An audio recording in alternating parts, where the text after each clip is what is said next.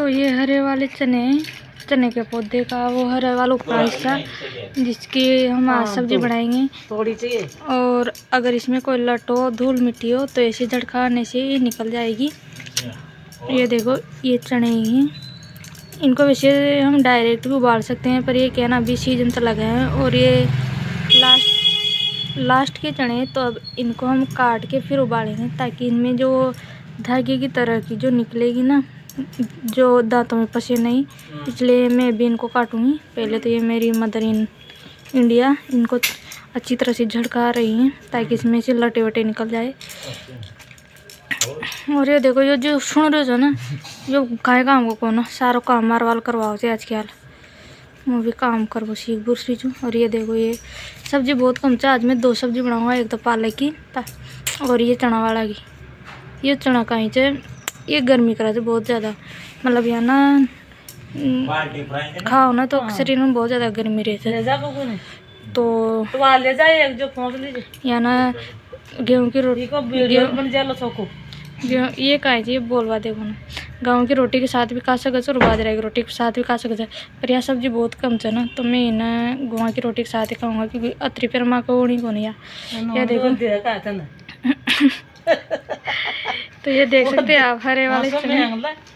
और ये ना इस सीमट का अंबुजा सीमट का कट्टा है हमारे पास। अब मैं इनको काटूंगी, मैं भी आपको दिखाऊंगी कैसे करके मैं काटती हूँ। एकदम परात ले लेते हैं इसे और अब मैं इसे काटूंगी। ना कटाऊँ तू चल जाओ ना ये काटी जैसा कि आप देख रहे हैं ये हैं वो हरे वाले चने। और ये देखिए इसके फूल भी आ चुका है, मतलब इनमें वो बुट्टे लगने वाले थे, पर अब ये ना हम लोगों ने सब्जी के लिए निकाल लिए है। और ये बहुत कठोर हो चुके हैं।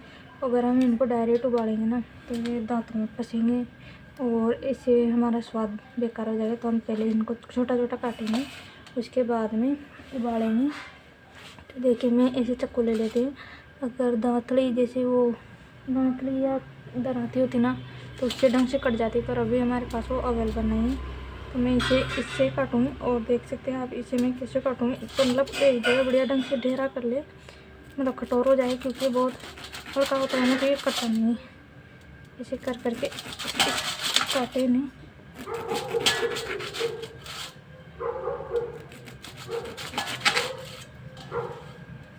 ऐसे करके फिर एक जगह इकट्ठा कर लेंगे।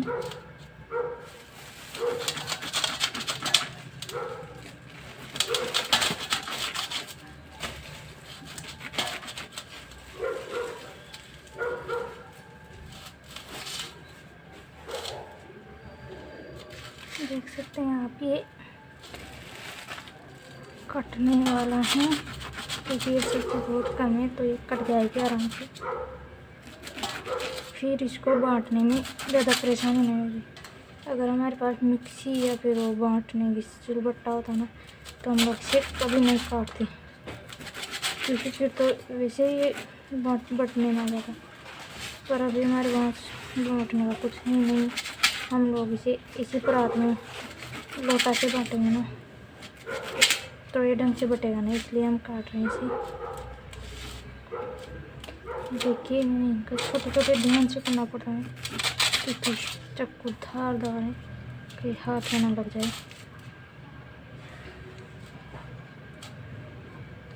ये देखो इसमें एक का जोड़ा भी, मुझे इसे ढंग से काटना पड़ेगा क्योंकि कट नहीं रहा।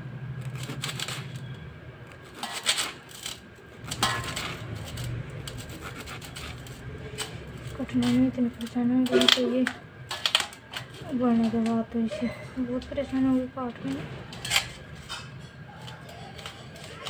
देखिए इसके छोटे छोटे पीस करूँगी।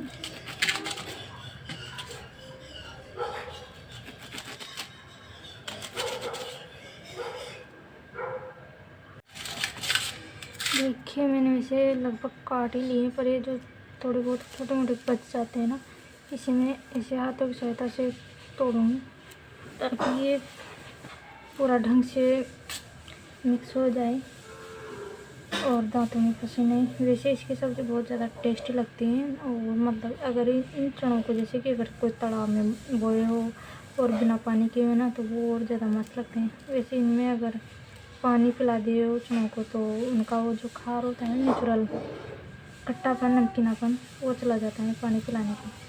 तो जैसे अगर तालाब वाली है ना तो हम लोग वहाँ से तोड़ के लाते हैं और उसको सुखा भी लेते हैं ताकि फिर गर्मियों में काम मिले।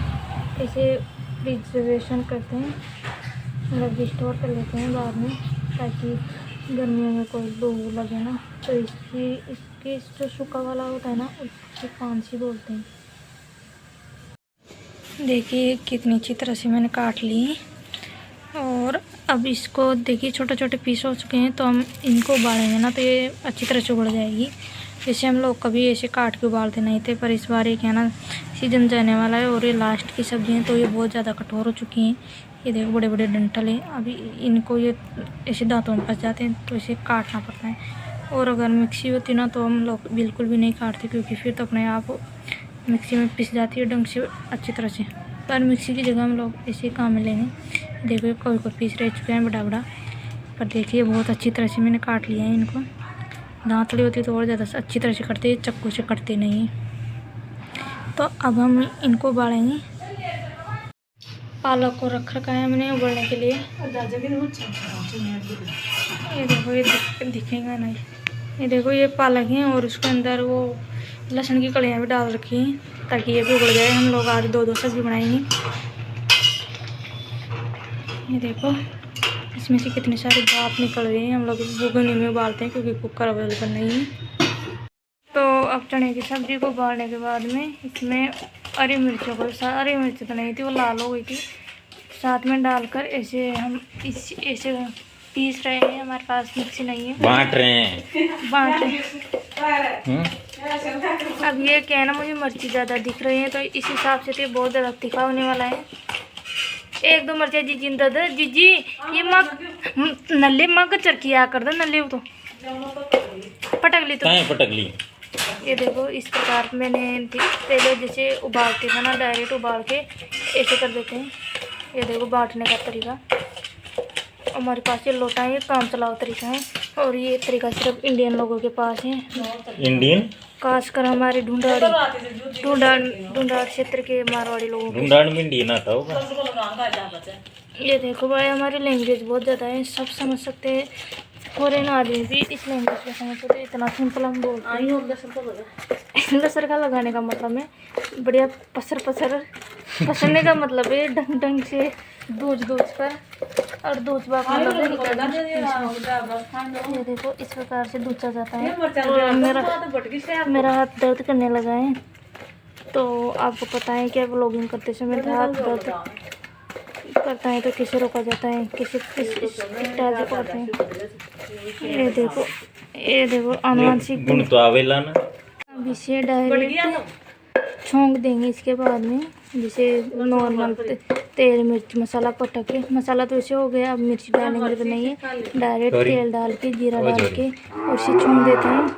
और इसके अंदर जो पानी डालेंगे ना वो वही पानी डालेंगे जो इसको उबालने के टाइम बचा था ना वही पानी डालेंगे।